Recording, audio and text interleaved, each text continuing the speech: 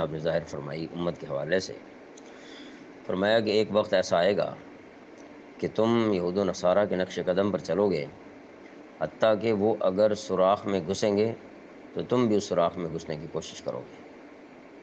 اب اگر اس ارشاد گرامی کو دیکھتے ہوئے آج کے معاشرے پر نظر دوڑائی جائے تو کیا ہو رہا ہے؟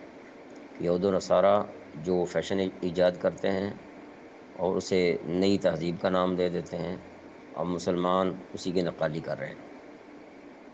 آج کتنے مسلمان نوجوان ہیں، ان کا لباس دیکھ لیا جائے، ان کے چہرے پر جو داڑھی کے بال آتے ہیں ان کو دیکھ لیا جائے، سر کے بالوں کی کٹائی اس کو دیکھ لیا جائے، چلنے پھرنے کے جو طور اطوار ہیں، گفتگو کے جو انداز ہیں ان کو دیکھ لیا جائے تو یہ انہی سے ملتے جلتے ہیں۔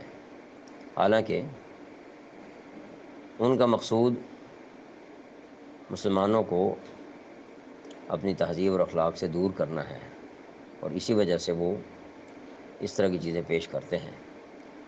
لہٰذا ان کی خواہشات کی پیروی نہیں کرنی چاہیے، وگرنہ اللہ تعالیٰ کی گرفت سے نہیں بچ سکیں گے۔